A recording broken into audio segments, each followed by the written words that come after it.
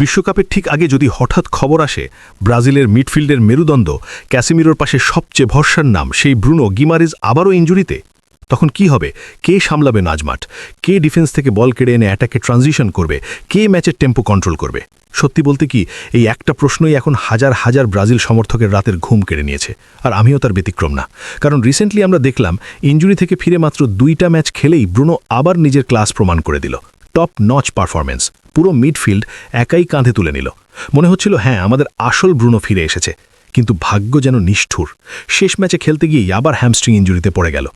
যদিও রিপোর্ট বলছে ইনজুরিটা খুব গুরুতর না, হয়তো 7 থেকে 15 দিনের মধ্যে সে ফিরতে পারবে। কিন্তু সমস্যা সময় না, সমস্যা হচ্ছে এই লাগাতার ইনজুরি ট্রেন্ড। বারবার একই জায়গায় আঘাত পাওয়া একজন প্লেয়ারের জন্য খুবই ভয়ের সিগন্যাল। কারণ একবার না, 2বার না, এভাবে চলতে থাকলে বড় টুর্নামেন্টের আগে যে কোনো সময় বড় ধাক্কা আসতে পারে। আর সামনে কি? বিশ্বকাপ। মার্চে ফ্রান্স, ক্রোয়েশিয়ার মতো শক্তিশালী দলের বিপক্ষে ম্যাচ। এই ম্যাচগুলোই হবে ব্রাজিলের আসল পরীক্ষা। সেখানে যদি ব্রুনো না থাকে, তাহলে আমাদের মিডফিল্ড সত্যি বলতে একদম পঙ্গু হয়ে যাবে। ক্যাসেমিরো একা কতটুকু করবে? ব্রুনো গিমারেজ শুধু একজন মিডফিল্ডার না, সে হচ্ছে লিঙ্ক, ডিফেন্স আর অ্যাটাকের মাঝে ব্রিজ। সে প্রেস করে, বল রিকভার করে, আবার পাস দিয়ে অ্যাটাক বানায়। এমন অলরাউন্ডার না থাকলে পুরো সিস্টেমটাই ভেঙে পড়ে। তাই এখন থেকেই প্ল্যান বি, প্ল্যান সি না ভাবলে কিন্তু বিপদ নিশ্চিত। আমি নিউক্যাসেলের কথা ভাবছি না, ক্লাব ফুটবল পরে, দেশ আগে, বিশ্বকাপ আগে। তাই কোচ কার্লো আনচেলোত্তির এখনই বিকল্প তৈরি রাখা উচিত। আর সেই বিকল্পের তালিকায় কয়েকটা নাম খুব জোরে সামনে আসে। প্রথমেই বলবো আতালান্তার এডারসনের কথা। এই ছেলেটা নিঃসন্দেহে একটা ফ্যান্টাস্টিক সেন্ট্রাল মিডফিল্ডার। তার work rate, ball control, tackling আর বক্স টু বক্স রান সবকিছু মিলিয়ে সে অনেকটাই ব্রুনোর মতো সার্ভিস দিতে পারে। ডিফেন্সিভ সাপোর্ট দেয়, আবার সামনে উঠে আক্রমণেও সাহায্য করে। মানে একদম ব্যালেন্সড মিডফিল্ডার। সঠিক গাইডেন্স পেলে সে ব্রুনোর 90% কাজ অনায়াসে করতে পারবে।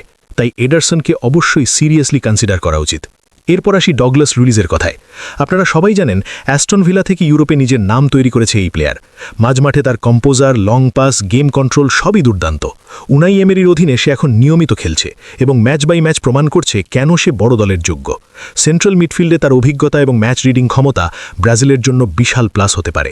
ব্রুনো না থাকলে ডগলাস লুইস খুব ভালো একটা সলিড অপশন। আর শেষ নামটা আমার ব্যক্তিগতভাবে সবচেয়ে পছন্দের, আর্থার মেলো। অনেকেই হয়তো ভুলে গেছেন, কিন্তু এই ছেলেটা একসময় বার্সেলোনার মিডফিল্ডে রাজত্ব করেছে। জুয়েন্টাসে খেলেছে, লিভারপুলে খেলেছে, ফিওরেন্টিনাতেও পারফর্ম করেছে। আর 2019 কোপা আমেরিকা জেতা ব্রাজিল দলের অংশ ছিল।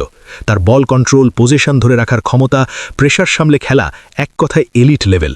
আমার কাছে মনে হয় প্রাইম আর্থার মেলো অনেক ক্ষেত্রে ব্রুনোর চেয়েও বেশি টেকনিক্যাল। যদি সে ফিট থাকে এবং আবার জাতীয় দলে সুযোগ পায়, তাহলে মিডফিল্ডে আমরা নিশ্চিন্ত থাকতে পারি। আসলে ব্যাপারটা খুব সিম্পল। ব্রুনো গিমারেজ একটা মেশিন, সে থাকলে চিন্তা নেই। কিন্তু ফুটবলে যদি বলে একটা শব্দ আছে, আর সেই যদি থেকেই সব দুঃস্বপ্ন শুরু হয়।